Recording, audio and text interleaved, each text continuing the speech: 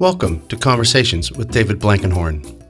I'm Andy Klein, your host at IAV, where we like to join with others in thinking together about civil society.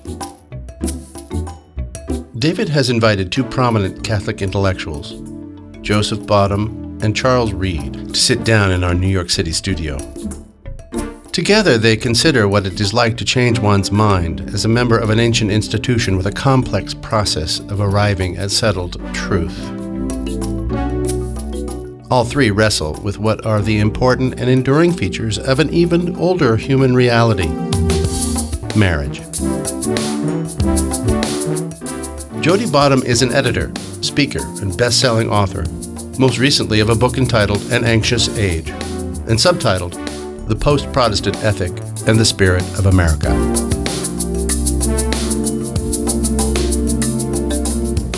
His article published in Commonweal in August of 2013, The Things We Share, A Catholic's Case for Same-Sex Marriage, was an immediate sensation.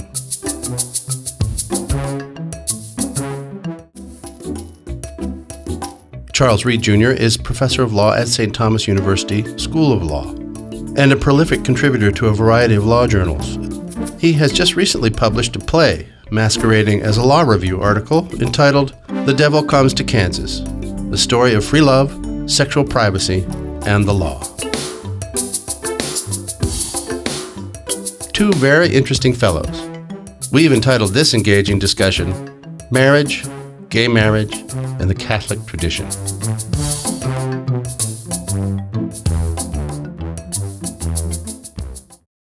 Hi, I'm David Blankenhorn, and welcome to the conversation. I am so happy to be talking to you guys tonight, Jody Bottum and Charles Reid. Thank you.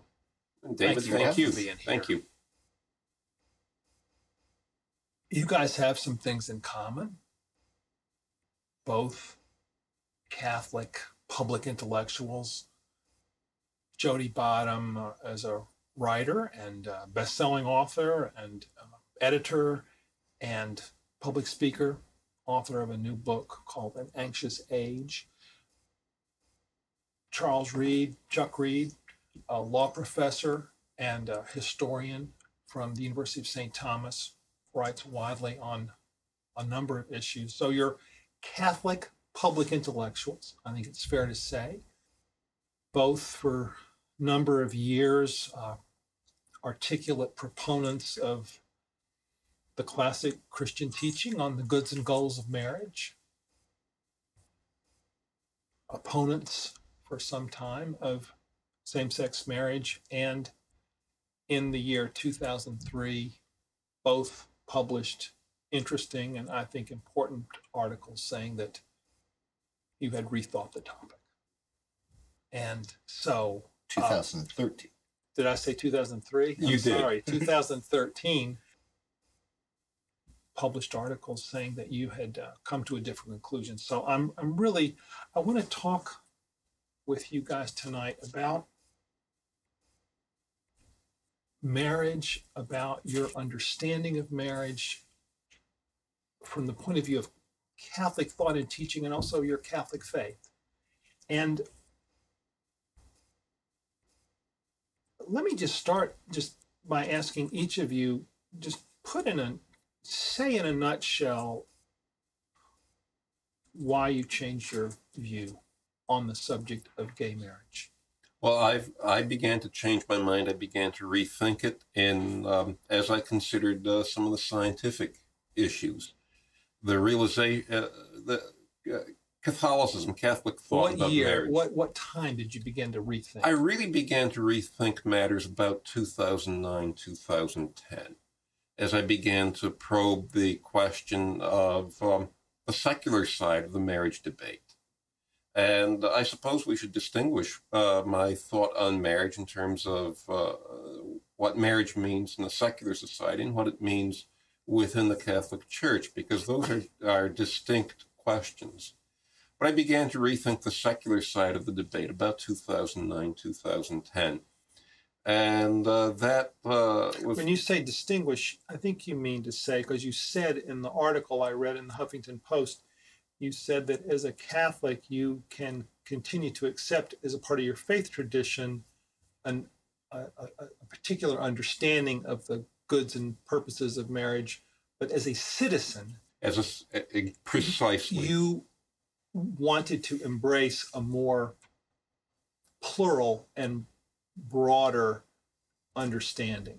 Precisely. See, but you know what? Actually, what stopped me on that line was I thought that it wasn't okay for Catholics to make this distinction. I thought that truth was a unified thing, and if it was good for you, it was good for everybody, and that there wasn't such a thing as, well, it happens to be true for Catholics, but it's not applicable to others. Well, the Catholic Church has, in fact, for instance, on the subject of divorce, the Catholic Church continues to teach that marriage is inseparable, that marriage is indissoluble, that marriage is a lifelong permanent commitment.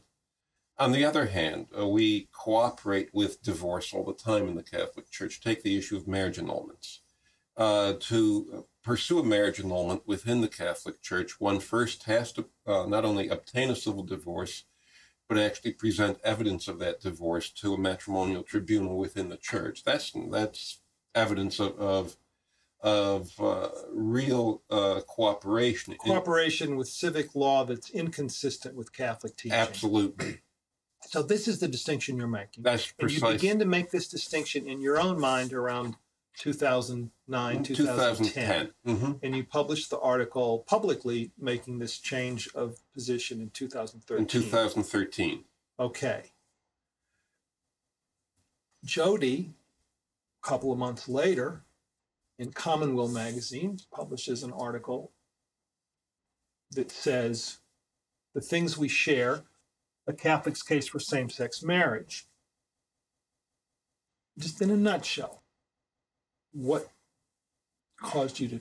Oh, it caused me, I was, on that particular issue, I was never a zealous culture warrior. I went along with the people in the way that one does. You go along with your people. I don't know much about foreign policy, but there are people who support me and whose other politics I work with, and they listen to me on the issues I care deeply about, like abortion, which I won't hide my light under a bushel, I think is the slaughter of the innocent and has left us ankle deep in blood.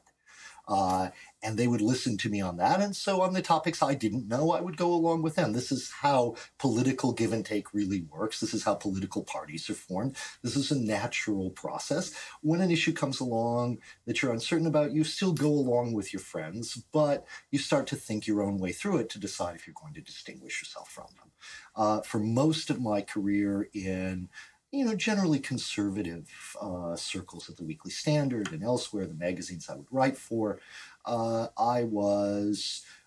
wasn't never my topic, but I kind of went along with everyone else because you recollect, David and Chuck, that same-sex marriage seemed to come out of nowhere. And when the topic first appeared, it seemed slightly mockable. When one would think, oh yeah, right, and then the animals are going to get married, and then, ghosts. I mocked it. Yeah, ghosts will get married. I mean, marriage is this thing, and they can call what they do. Anybody can call what they do something called, can call it marriage if they want. But after all, this is this. So, and didn't really think about it.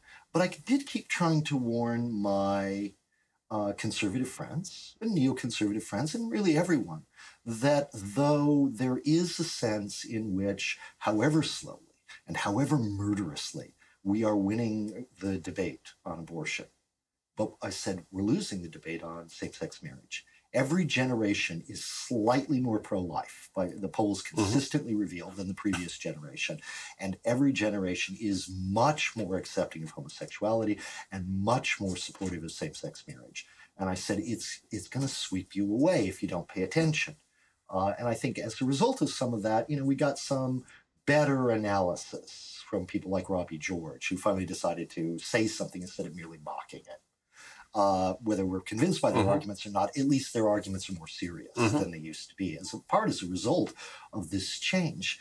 For me, though, my own decision to think my way through it came a few years ago as Chuck Colson was dying. And Chuck gathered up a bunch of his friends. You write about this in the article. And nobody could say no to him. I mean, the man had some stature. The man had some moral authority. The man was ill. And no one wanted to say no to him. And he gathered up a bunch of his friends and every religious leader. Arguably one of the premier evangelical leaders in the country. Oh, absolutely. Had organized with Richard John Newhouse, your friend, and I'm sure you would call a mentor, the Catholics and evangelical. And I was there at all those meetings of Catholics and evangelicals together. And we tried a bunch of projects to replace, as I say in the new book, the collapsed Protestant main line out of some new synthesis of evangelicals and Catholics together. But Chuck, in his last days, gathered up every religious leader he could and put together what was called the Manhattan Declaration. I remember it well. And I stood up at the meeting for it. 2010. Yeah. I think so. I stood up, it was right after Richard John Newhouse died, which I think was actually, I say in the essay, was a cause of part of the problem with it, because Richard John Newhouse, Father Newhouse, whatever else you want to say with him, agree or disagree, great writer. He was the literary stylist of that generation. Yes. Peggy Steinfeld, some of the old editors of Commonweal hated it because he was so good, But it would have been a different statement had he lived, because he would have drafted it instead of giving it over to this committee. Anyway, I felt very uncomfortable, and I stood up and said, you want to argue social positions, turn it upside down and say it's about religious freedom, not a laundry list of complaints. Then you can use those to argue for religious freedom, including same-sex marriage, which, I think the thing we do have to face up to, even when we allow it, is what's the extent to which, say, churches, as Massachusetts has already proposed, clergy of churches that do not perform same-sex marriages will be deprived of the ability to issue marriage licenses, which has been an accommodation to religion that we've had in this country since the foundation. So we do have to think about religious liberty, even as we make this turn. But I said, you ought to turn it around. And I was just, dismissed for it. And I thought, okay, I've got to start thinking my way through this issue for myself and decide what I And that was kind of the seed of this essay. And as I worked my way through it, what finally I had to bring to mind and face up to was what I've described as a phenomenological crisis among the young, who just don't see homosexuality in the way that it used to be seen. And they, to have their church say this, to have their, they can embrace what you seem to be pushing Chuck on, David, which is, are we locked into a doctrine of double truth? The state has one truth, the church has another truth. I don't think we were, but these young people were getting locked into it. Right?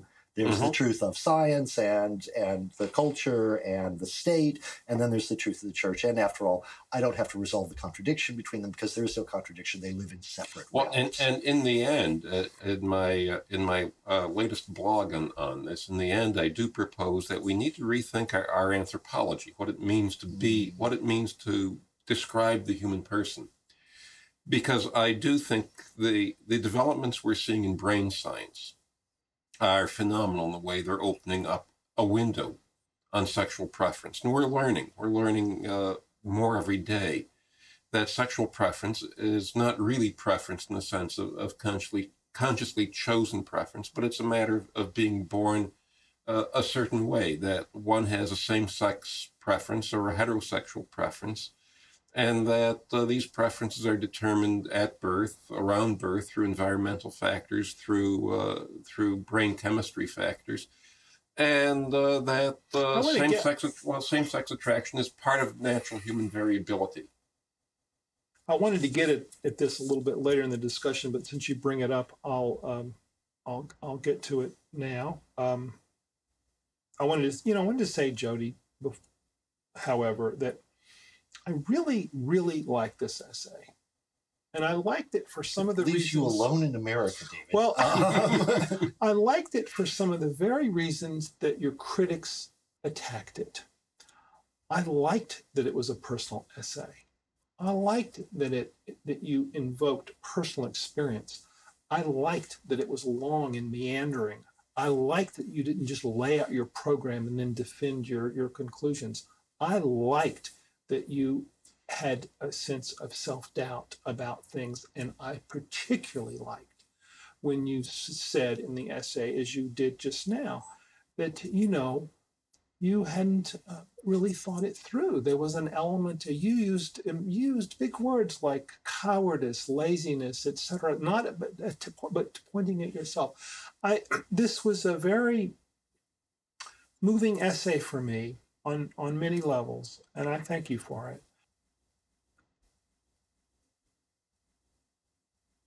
Now, what I'm going to press you on, however, having said that and mean every word of it, I do want to press you a little bit on this point that Chuck just raised. I understood you. I didn't read your essay as a rejection of Catholic teaching. No, not at all. I pray that it is not. I did not see you say, "Oh gosh, we need to change our doctrine on these matters." I heard you say that as a matter of kind of settled American jurisprudence, this was the change toward recognizing same-sex relationships was largely a done deal. I heard you say that you thought this had been a kind of a disaster for the church, a kind of self-inflicted wound to hold this up as a political cause that dominated so much time and attention. And I heard you say most deeply, the deepest part of you was that there was a larger project that the church had to be engaged in, which at one point you called the re-enchantment of reality, the sense of recreating the sense of the sacredness or the deeper transcendent meaning of life, and that if the church loses that or can't figure out a way to tackle that challenge, that picking out an issue such as gay marriage was not really going to solve anything. That was my reason. Exactly right. Okay. David, if there was a third reason for what happened, for why I tried to think my way through this, and the piece, as you mentioned, is meandering because I'm thinking my way through it in the very act of the prose, which was a deliberate thing. I've been reading Montaigne all summer before I wrote this, and I actually thought to myself, what would it be like, because I have pretensions of a prose style, what would it be like to write a circular personal essay that on a policy issue? And what would it be like? So every time you say something 1,000 words later, you come back and qualify it. Yes. And what would it be like to do that deliberately in an essay?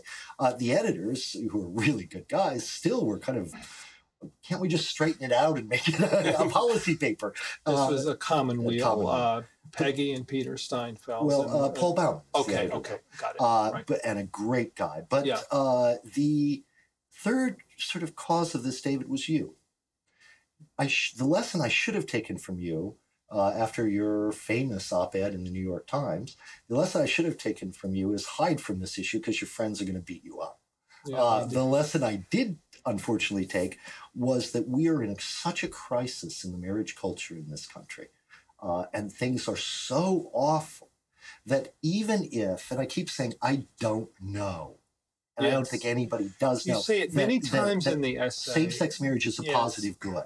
Yes. But I do think there is a possibility that it will be a relative good in the collapse of the cultures, of the marriage culture. I live out in the Midwest now in a small town in the Black Hills.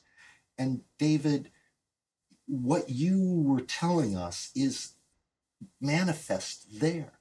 The kid who comes and paints the side of our house after a hailstorm has 3 kids. He's 22 years old. He has 3 kids, 2 different women, married neither of them.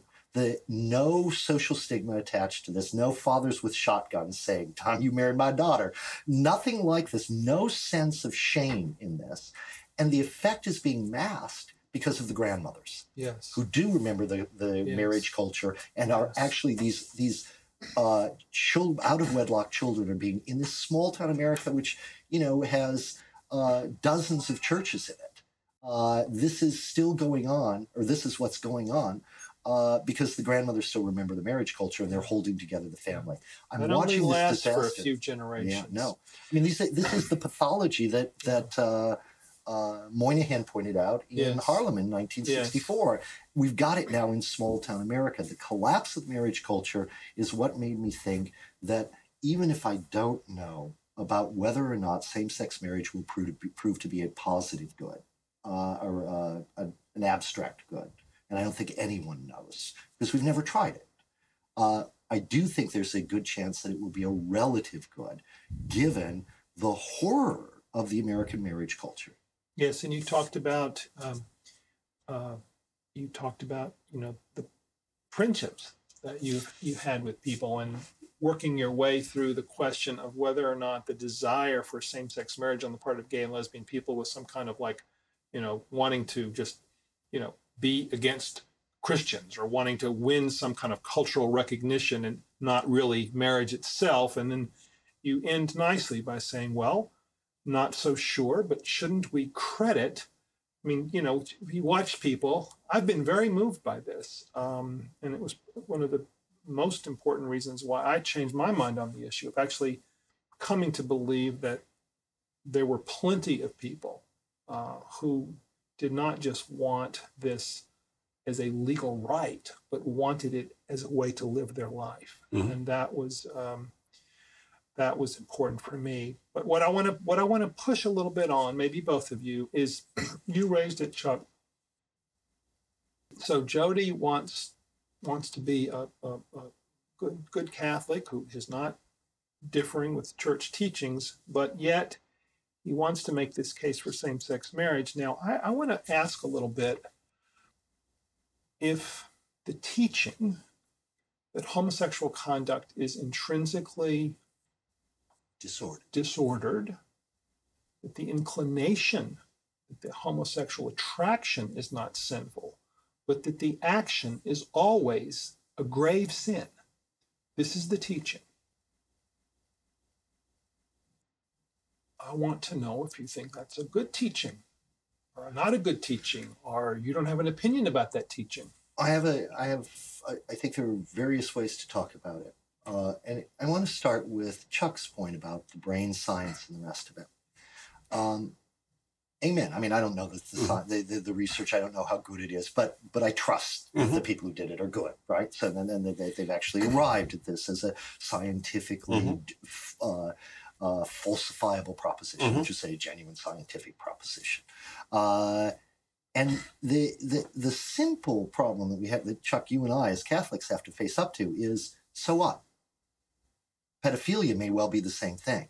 A perverse sexual desires may well be the same thing, born of this. And yet, right, the rapist may be the man who's aroused by rape or the woman who's aroused by rape. I agree, but this doesn't solve the problem. Consent is a big dividing line there.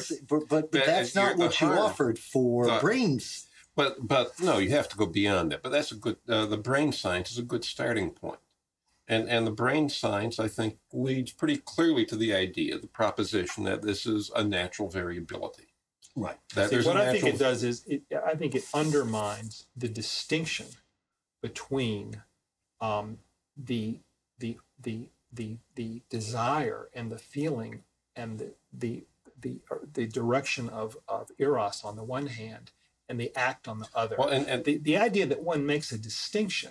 And for example, that I would say to a heterosexual person, well, I certainly don't mind you having heterosexual feelings, but I certainly don't approve of heterosexual activities on your part. It doesn't work. I mean, right, but we say this to the sinner all the time. You have these impulses. It's the acting on them. So I think what we need to. You accept the teaching. You think the teaching. I'm not trying to put words in your mouth. In the context in which it actually occurs, and what I think you have to understand is we've undergone such a change in this culture.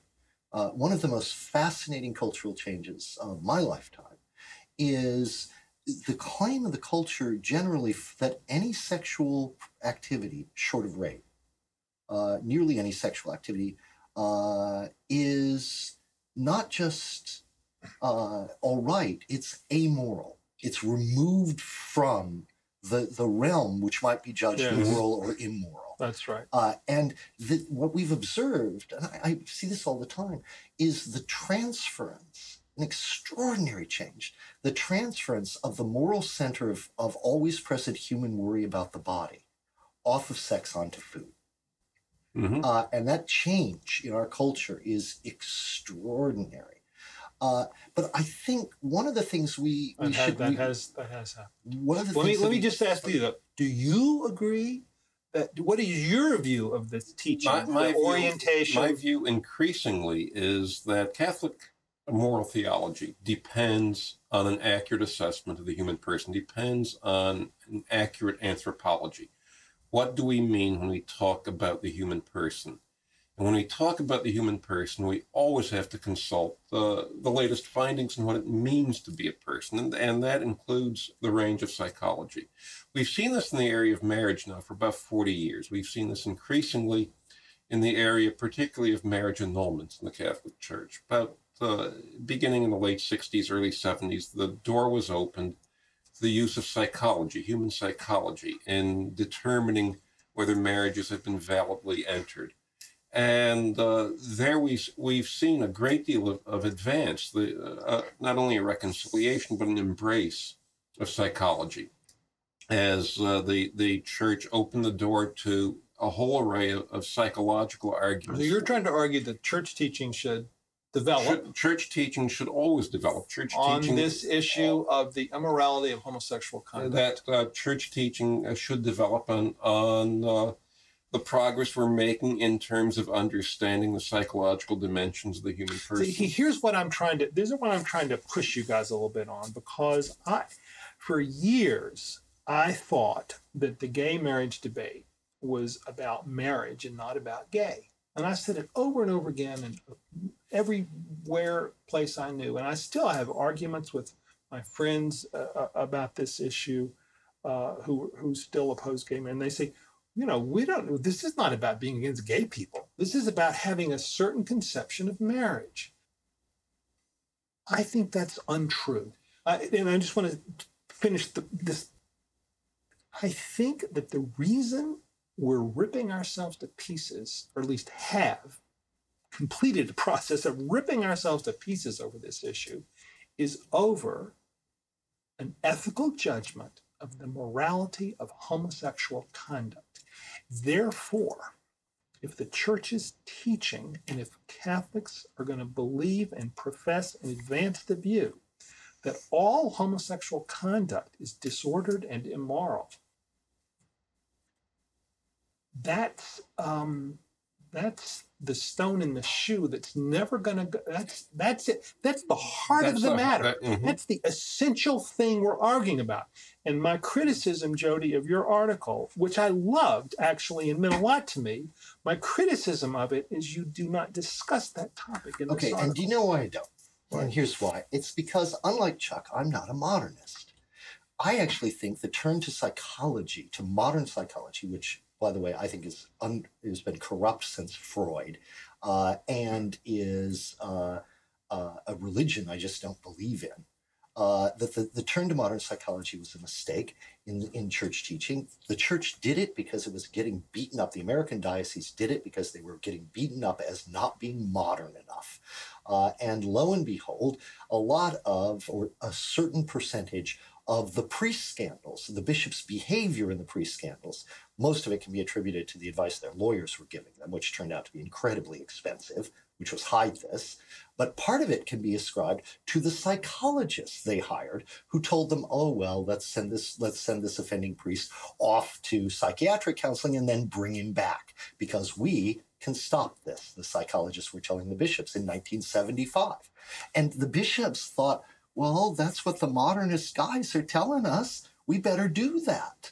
Now, there were other institutional developments and so on, but the psychologists are not without blame for what happened with the bishops recycling offending priests. So you, on this issue, however, that I'm going to try to nail down an answer on this. Okay, keep going. All right. I don't buy this psychological stuff. And I think that the very problem that we're discussing arises because the church becomes too modern. I want to go back to a medieval conception or a postmodern conception. I think this whole modernist turn is a mistake. I'm not like Chuck. Chuck is a real modern guy, and I'm just not. I want to go back and say, what was it? How did the church conceive? And I owned a leisure suit in the 70s. There you go. See, that's the other unwritten cause of all that went wrong in the 1970s. But I want to go back to what was the church's view of human sexuality at the moment at which this notion is formed that homosexuality is inherently disordered, right? And it's a vision, particularly male sexuality, which says that male sexuality is unfocused desire, right? And the male will, under the right circumstances, the male will insert himself into a woman or a boy or an animal, because male desire is conceived as something that's not focused on anything in particular, but just the sheer penetrative desire itself. And one of the interesting results of that view of human sexuality, which, by the way, is interestingly echoed in a lot of feminist critiques of male sexuality, is that the sexual sins all become species of this unfocused desire. Adultery, masturbation, homosexual activity, it all becomes these. You see, they conceived of homosexuality like we would conceive of masturbation. Right. It's a sexual activity. It's not of, a sexual expression of unfocused, in particular, male desire, but it also could be female. It's unfocused, the Egyptian disease, as it was called. But of course, as Chuck has been saying, there's incredible, just libraries of evidence to show that that is an incorrect assessment of the human being. Is it? Once you have,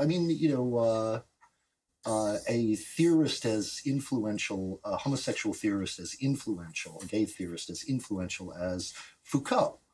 The comic version of him is sex was invented in 1783, meaning, it's when you get the new definitions of sex that then you have to start thinking, well, sexual desire, how does it break down? There are heterosexuals, there are homosexuals. That's a modern thing. I think sexual desire is, in fact, I mistrust this kind of psychological evidence.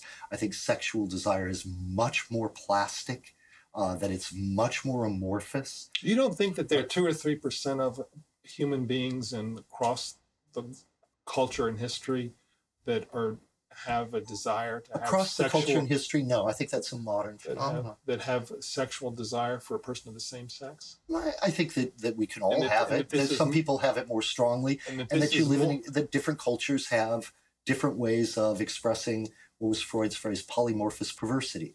I think that human sexual desire is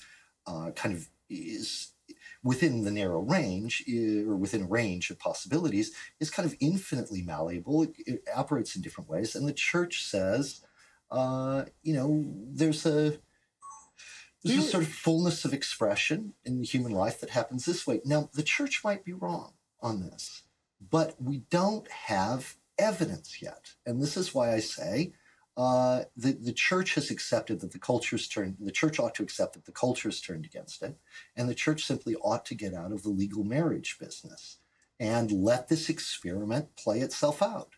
There used to be a time in which, Catholics it was a trope in culture, whether true or not in actual practice, that Catholics didn't get divorced. Circa 1948, a common reason in a murder mystery why the husband murders the wife is she's a Catholic and so he can't get a divorce. And what does that mean? The Catholics didn't actually get divorced? No, but it meant it was a trope present in the culture that Catholics don't get divorced. Still, the divorce culture was on the rise in the culture, and we made an accommodation to it, even though the official teaching is, as I think it ought to be, that the fullness of human life, when you get married, is that marriage is indissoluble because it's a sacrament and a vow you made to God. But you, Chuck, and here I think there's a disagreement between the two of you, you want this teaching to be changed. I want it to develop. And let's begin with where I Protestants, when I grew up in the Presbyterian, and they say when Protestants change their mind, they kill their fathers, and when Catholics change their mind, they praise their fathers. Yes, I'm about to do that. You want to. I will pray. I will begin with an encomium to St. Augustine. Okay. Because St. Augustine realized that two aspects of his thought here are very important. And the first is his definition of marriage. You open the first paragraph of his treatise on the goods of marriage.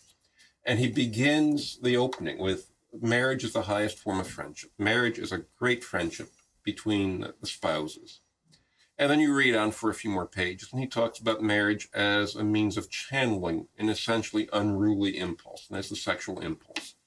So you have there two elements that I think can be used to reconcile the church, I think, with our changing view of the human person. And that is, marriage is the highest form of friendship, which is how he explains. I want to get there, but I want to marriages. nail down this issue of homosexual conduct. I'm hearing Jody, with all nuances acknowledged, I'm hearing him say that he wants, pending further thought, he accepts this teaching.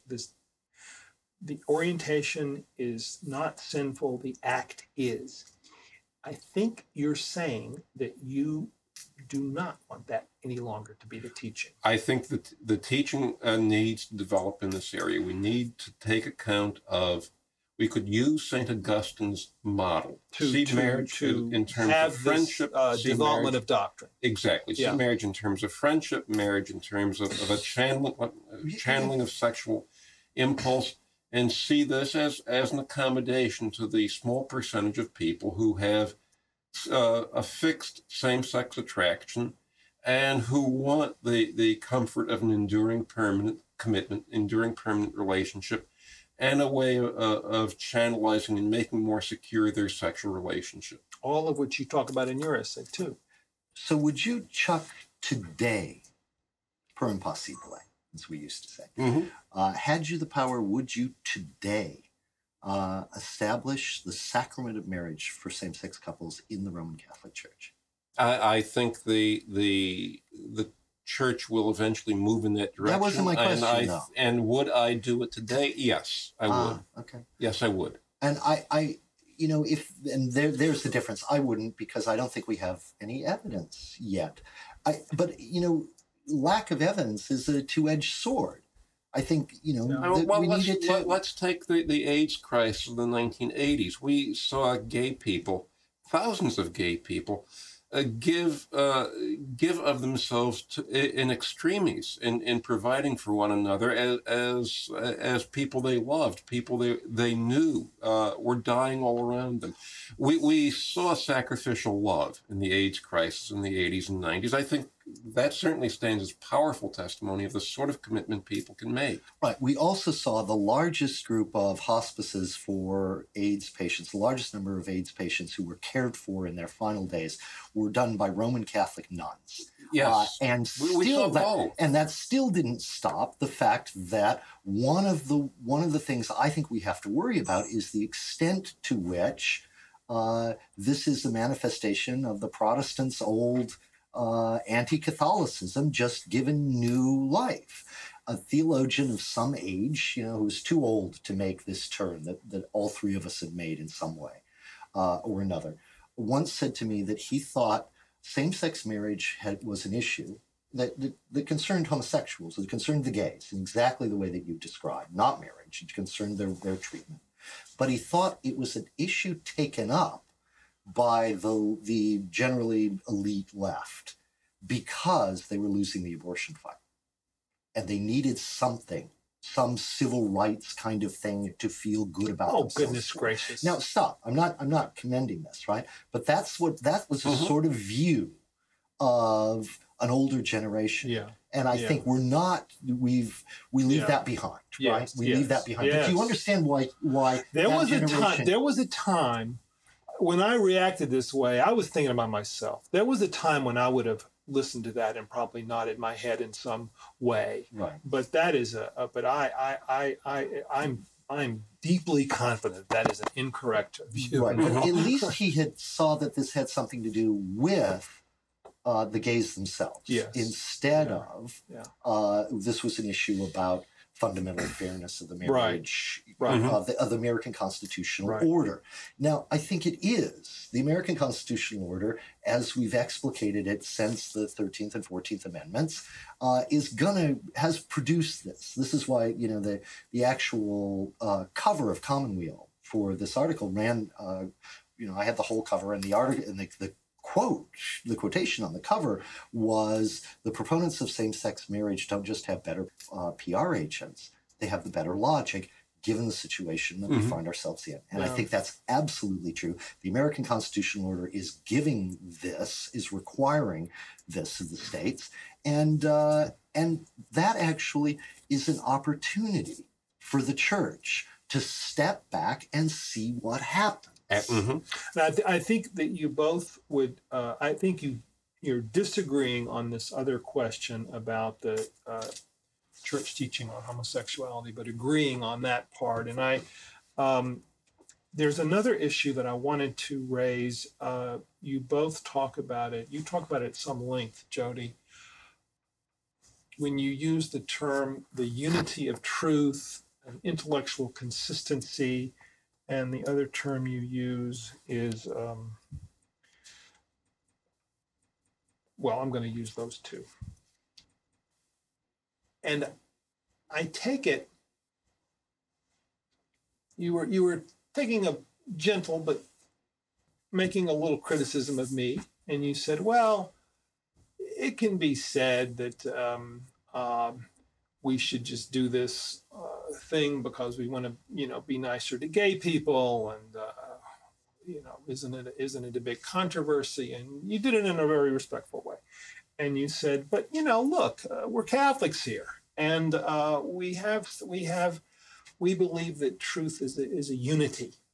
We believe that there's an intellectual coherence to our worldview, and so it won't work for us Catholics to walk around and say, put a cat in this scene just because we want a cat in this scene. It has to all fall together, all hold together in one thing.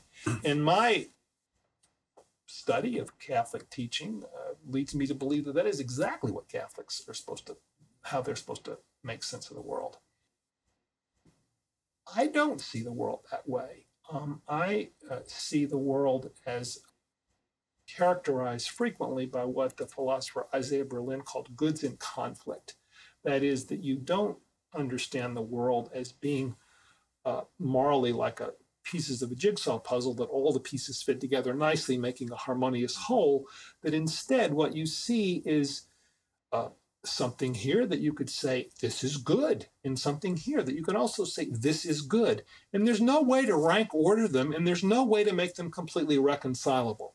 So over here, I see gay people, and I want to say these relationships, as far as I can figure out, are good, a good thing, just good. And over here, I see the traditional conception of marriage that has a procreative two-parent thing as to do it. And I say, good, this is in the best interest of children, et cetera, et cetera. And I don't see a smooth reconciliation. I just see two good things that are in tension with one another. I believe that is I believe a lot of Jewish and some Protestant thinkers tend to think this way a little bit. I think it's not common for Catholics to think this way, or to think that there's something wrong with thinking this way. But I think you want it all to hold together, which is why I think, if I may be so bold, which is why I think you're not boring in on some of these issues, such as homosexual conduct, because I think you are holding to a vision of the world in which truth is a unity, as opposed to not. And I'm asking you if you think that's a false reading of Jody Bottum or an accurate reading. Well, negative capacity, Yeats called it. Or Keats called it. This was the mind's ability to hold many things. It reaches the apex of silliness, in Whitman saying, I embrace multitudes. Do I contradict myself? Very well, then I contradict myself. And that's the apex of silliness. And I, if I were going to mock you, David, which I wouldn't, because I actually think, that op-ed was that you wrote, and your rethink of this was an act of bravery and an act of intelligence, that you really were thinking this, not merely positioning yourself politically and so on. But the double truth doctrines that one could mock can be mocked in the form of, I embrace multitudes because I'm such a capacious guy, and it is mockable. On the other hand, it's mockable, but the idea that you can have laudable good human goods that cannot be completely made harmonious, I don't think is a mockable this I think comes idea. from, and I think that your willingness to accept that comes in part from, I think, a kind of mechanical and too easy application of the concept of the unity of truth. Aristotle would say every science, for instance, has its own rules, but then the science feeds to the next science. So logic has rules that mathematics, which logic feeds, doesn't necessarily have, and so on. And they can go up. Physics has its own rules. Does that mean then that physics contradicts logic? No, it's that each science has its own system of rules and so on.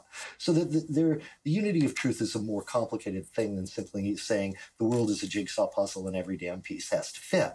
But if you tend to live in a world whose view is primarily political or born of political theory or jurisprudential, you tend to think of irreconcilable goods. This is Isaiah Berlin.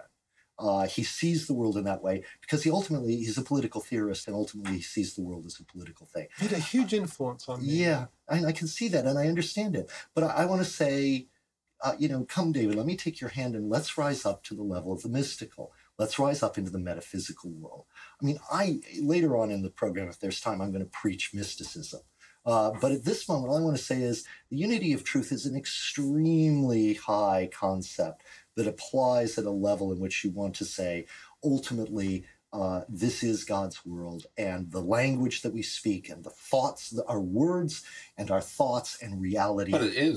But it is a basic element of Catholic thinking, going back to the medieval universities. Now, what do you make of this? What do you make of this idea that there's a unity of truth, and that what seems to be in conflict ultimately isn't?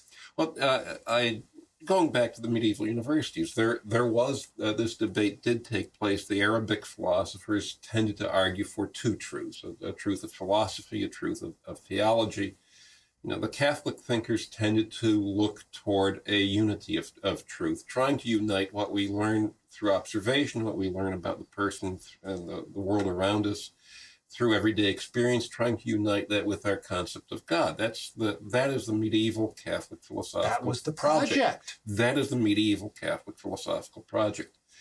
And if we go down that road, if we look down that road, we have to keep our mind, our eyes open. We have to keep observing what is going on around us. But you're not rejecting that way of aspiring to understand the world.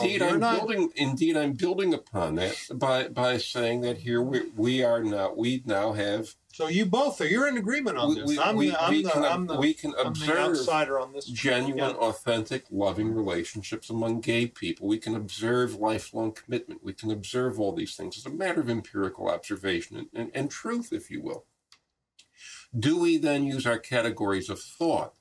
Ideas, again, with a very old pedigree, going back to St. Augustine. Do we use our categories of thought and then sanctify these relationships in some way? Or do we continue to denounce them as disordered or sinful? I want a development of doctrine. I think I want a development of doctrine here. Now, whereas I think I want evidence, the considerable human experience in this experiment, because it is an experiment. The West has never done this before. I want considerable human experience. Say that. We all agree on that point, that this is an untried, an untested thing. Now, I'm glad you said you wanted to preach mysticism for a minute, because I want to go to a slightly different topic that may allow you to do that. I want to share, Andy and I were talking about last night, getting ready for this conversation, and he said he thought marriage was there was a sense of it as that we were losing the sense of the sacredness, that the idea of marriage is a sacred space or a sacred something that had transcendent meaning. And I was reminded, maybe this is a little bit of a criticism of something that you were saying, Chuck, or maybe it's a criticism of both of us. Dietrich Bonhoeffer, before he was put to death by the Nazis, he wrote a letter to an engaged couple on their wedding day. And he said, from this day on, it won't be your love that keeps your marriage alive. It will be your marriage that keeps your love alive. Mm-hmm. And I think that's the best thing I think I've ever heard anyone say about marriage, because as much as we may focus, as you have said, about the centrality of love to marriage, love is a frail reed on which to rest an institution. And it's much more likely that the institution keeps the love going than the love keeping the institution going. In other words, there needs to be something mysterious, transcendent, some notion that what we're doing on our wedding day is more than just deciding to live together because we have a sexual desire for one another. There must, in order for the institution to last, there has to be some conception that the vow is bigger than the couple. The couple doesn't make up the vow determines what the couple is. Whether that's a transcendent idea, a religious idea, a supernatural idea, I'm not exactly sure what it is, but I do feel that what we latecomers to the pro-gay marriage world of trying to figure out how we navigate into the future, thinking about marriage, what I worry about, what Andy and I were talking about last night, is this notion that when it becomes secular, when it loses the notion that there's something bigger than the married couple, haven't we lost something really profound? And wouldn't it be, I don't think most younger Americans, if you told them that, well, it's actually the marriage that keeps your love going rather than the love that keeps your marriage going. We're some old guys here, but I think if there were younger people there, they would have no idea what we're even talking about. Haven't we lost something profound? I think a couple of things are going on here. Number one, I do think that maybe the gay marriage thing is a part of that. Same-sex marriage may, in fact, help, in some small measure at least, to re-sacralize marriage. I have dealings with members of the Episcopal clergy in Minnesota, where we've now had same-sex marriage since July or August. And I think you're seeing a resurgence of Episcopalianism because the Episcopalian Church in Minnesota has been very open to this. I think there's a criticism I saw the same thing in New York. Yes. In an Episcopalian church. I did see that. We're seeing a reminder that marriage can be straight, with not just the gay and lesbian couples, yes, but more broadly. Absolutely. We're seeing a re-sacralization of marriage because we have gay couples coming to church and seeking a transcendent blessing on their unions. What do you make of this idea? I don't, I'd love to see the evidence. This is what I want to see, I'm supporting the legal, the state's recognition of same-sex marriages because I think, first of all, there's a chance that it will improve the secular marriage condition, which is so miserable in this country, that even if it turns out, I'm open to this possibility. I hope that it doesn't, but I'm open to the possibility that it will turn out to be a cultural disaster. But right now, because we just don't know. But right now, the marriage culture is in such bad shape, such disarray, that anybody running around saying marriage is a good thing. I'm with them. Even amen. So, amen. I mean, I feel that very strongly. Now that's on the secular level, Yeah. but you would move the conversation up to the sacral level. Yes. And I say, I'm with some of the British theologians on this. I say, let it develop and let's see if these goods, these religious goods, can be instanced and preserved in these relationships. It could well be. I'm not. I hope that it's true. But let's let it play itself out and see. And after all, if the Episcopalians want to do this, then it's not like we're going to lose to them in the long run. We have the church against which the gates of hell are not going to prevail. So the Episcopalians are a good little laboratory for us. This is now, what the kind of way Catholics used to talk. But sort of more to the point, I think, marriage. Let's turn around and think about the sexual revolution. I do talk about this in the piece. Sexual revolution was pitched to us out of the Edwardians, as this escape from narrow Victorian Christianity, and as a great opening up to sexual experience. And in fact, what I argue it did was it removed meaning from sex, the deep meanings that religion used to talk about, which is life and death, and how we rear our young, and how we bury our parents, and how we face grief, and how we face suffering, and how we face joy. That's what religion is. And the successful ripping of that out from sex and turning sex into the gymnasium of desire, in Norman Mailer's wonderful phrase, right? It's a gymnasium instead of this deep, dark, mystical thing. The ripping of that meaning out of sex is, of course, one of the things that modernity has done. It's the process of modernity. You rip these old superstitions out of human process. And we did it to sex. We did it in the sexual revolution.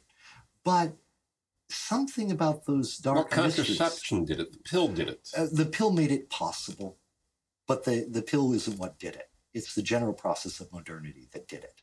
The pill simply made it, accelerated and made it possible. I agree with what you're saying, but my concern, and the anthropology tells me that cross-culturally and across history, cultures that have had strong marriage cultures have taken a lot of views about sexuality. Some have been very permissive, some have been much more restrictive, and there's a lot of variety about this issue, even non-marital sexuality, premarital sexuality.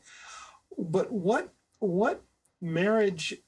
cultures have tended to focus on is that marriage should have a working monopoly over childbearing and child rearing, and that once you get married, you should stay married. And the arguments, and just as an aside, to reinforce that point, like the arguments that there are cultures that really don't do this, stable cultures. This is Margaret Mead's argument about Samoa. No. They've been exploited. My analog, you said you wanted to go through and in some ways wrestling with what turned out to be this essay was your way of working through, doing the due diligence in your own mind of trying to almost, I like in the essay where you say, look, I was just kind of floating along, listening to what other people were saying as opposed to wrestling with myself. I had that moment, and I spent a long time, and I decided to read the anthropology. I spent months and months and months reading the anthropological literature, and I satisfied myself that this is what cultures care about. They care about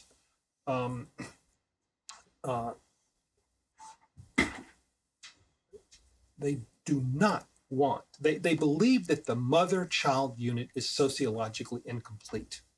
They believe that the father is required, and that the couple, once married, should stay married, with certain exceptions, but as a general rule, and that should be strongly supported through cultural narratives, including religious meaning, including of the religious nature of the vow itself. This is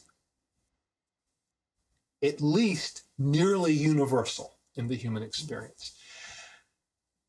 And what I worry about is that, like the young man who painted your house, he's had a couple of children with a couple of different partners, and this is just the normal thing. And I do worry. And part of my reason for opposing gay marriage for such a long time was my worry over exactly this issue. And so I guess maybe as we come to a close in the conversation, I'm really looking for ideas or ways of thinking about this idea that you in the kind of post-gay marriage world, where there's still a lot more guys like the ones painting your house than there are gay couples marrying or not marrying. How is it possible to create the notion that there's a meaning to the institution of some kind of transcendent nature, so that it's more than just a... Because the problem with saying that the basis of it is love is that I agree with it. The basis of it is love. Love can be transient. But love is not the foundation. Love is not capable of sustaining the institution of marriage when over the course of a lifetime, when the going gets rough. In other words, it seems to me there has to be something that says, most cultures have ways of telling young people on their wedding day, now it's time for you to be a man. Yes. Now it's time to, if you want to complain, keep it to yourself, because you're marrying this girl. This is it. It's a lifetime commitment. You're going to make it work. There's going to be a lot of bad things happen to you if you don't make it work. And it'll also be really great for you too. But it's also like, you're now doing something bigger than just what you want. You're now participating in something that's bigger than your decision to do this today. And I feel that that's what I feel that's what's slipping away somehow. Well, I mean, it has slipped away for a variety of reasons, I think. Now, I mean, we have trivialized the wedding culture, the wedding industrial complex has trivialized marriage. It's become...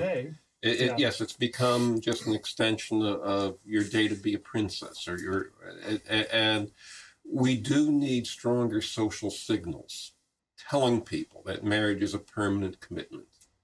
And again, I do think that the debate over gay marriage may have its influence felt here. I think you are seeing... I hope you're right, man. You are seeing an argument that these commitments are permanent.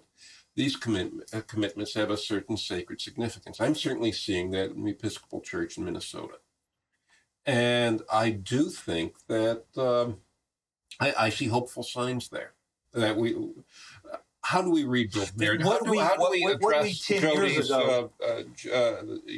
this is the kid who paints your house. I mean, how do we address that? I mean, one way we have to address that also is in making sure young people have good jobs. I mean, marriage went through a horrible crisis in the 1880s and 1890s because we were in the throes of a laissez-faire culture where everyone worked at subsistence level wages. What helped, I think, eventually was the 20th century in rebuilding marriage culture was a larger progressive movement that built strong trade unions, built strong good jobs culture, built the kind of social safety net, built the kind of widespread prosperity that allowed people to enter long-term. It's unclear that prosperity strengthens marriage. I think there's probably more evidence that affluence weakens marriage than there is evidence that affluence strengthens marriage. Because one of the things you can buy if you're affluent is the freedom to walk away from commitments.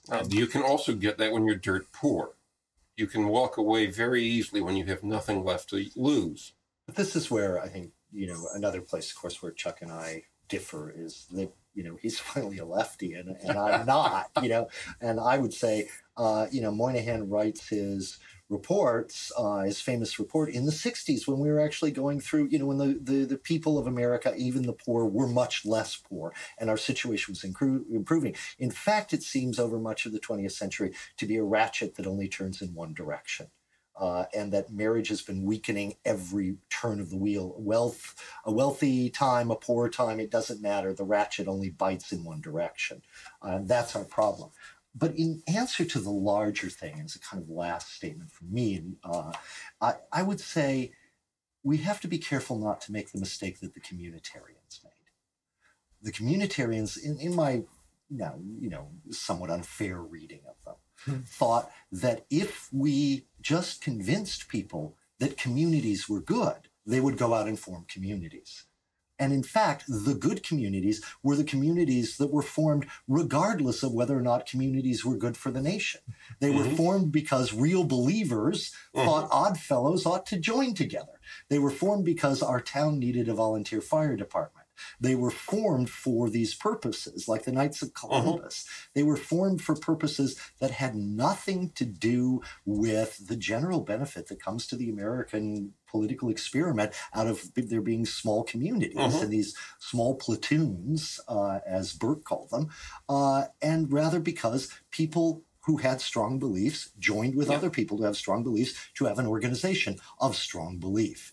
That kind of error is a problem when we talk about marriage, because it's sort of tempting to say, if only we can convince people that it would be better for the culture if they had sacrally strong and metaphysically thick visions of marriage, we will convince no one. Abstractions do not win hearts and minds. What we need is a world that's re-enchanted. Exactly. We need a world in which the human actions and the objects of this world appear to us God-haunted and drenched in meaning.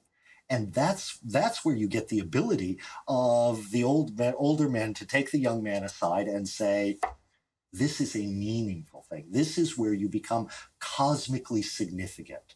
Before you were a boy, right? Now you're acting on a cosmic stage. Said it to me. Now you're acting on the cosmic stage. You are. And we need a metaphysically thick order that has that possibility written into it, because the world is drenched. Everything is speaking to us of God. Every time Gomez hits a triple, it's an illustration of the Trinity. Every time we walk down the street, the angels are walking beside us, and the ghosts sit next to us in the cafes and barbershops reading the obituary papers. If we live in a thick, metaphysically thick world, this kind of thing happens, and it has good cultural benefits. But we don't get the good cultural benefits by trying to argue the other way around of saying, we need good cultural benefits, so let's get a metaphysically thick order, because it doesn't. That will never carry the day. At the final analysis, it has to be felt in the heart. At absent an emotional commitment, absent that tug of feeling oneself in a place, in a time, in a circumstance where you have to make these commitments. Absent that, abstractions simply do not win people over. And I used to believe, if you'd asked me 10 or 12 years ago, is there a chance for a strengthening of marriage in the United States? I would have said, I'm not sure, but I think so. I hope so. And if there is such a renewal, it will probably be led by religious people. It may not be a religious movement, but it would certainly be a religiously informed or a strongly, there would be a strong religious element in it. Now, I just don't know. I just don't know. Which is, I think, one of the reasons all three of us have turned in this way to same-sex marriage. We don't know. But at least there's somebody out there trying something new in this experiment. And, to reinvigorate marriage. It may not work, but we're in a condition where any experiment like this is worth trying. Yes. And I think agreeing perhaps that this, the deeper challenge we face is not fighting over this issue about whether or not 2 or 3% of us are going to have the legal right to marry, but the notion of the re-imbuing of meaning in the institution itself. Mm-hmm. I wish I wish I had the answer for how to make that work. But if I have any gas left in the tank, I'm going to spend some time with others, and maybe I know you all seem to be thinking the same way of how do we do that? How do we do that in a world that increasingly is accepting of recognizing same-sex relationships? Maybe that can be a part of the solution. Let's see, but let's kind of keep our eyes on the big prize. Well, thank you. It's been great. Really appreciate the time, and good to talk to you. Jody, thank you. And thank you, Chuck. Lovely. David, thanks. Thank you again to our guests, Jody Bottum and Chuck Reid. And thank you for listening.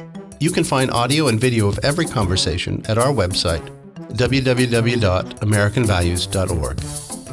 You can subscribe to Conversations with David Blankenhorn on iTunes. And the entire uncut conversation can be viewed at our Institute for American Values YouTube channel. Just search for Amer Values, A-M-E-R, Values. Support for this program comes from generous donors like you. Please visit AmericanValues.org and donate today.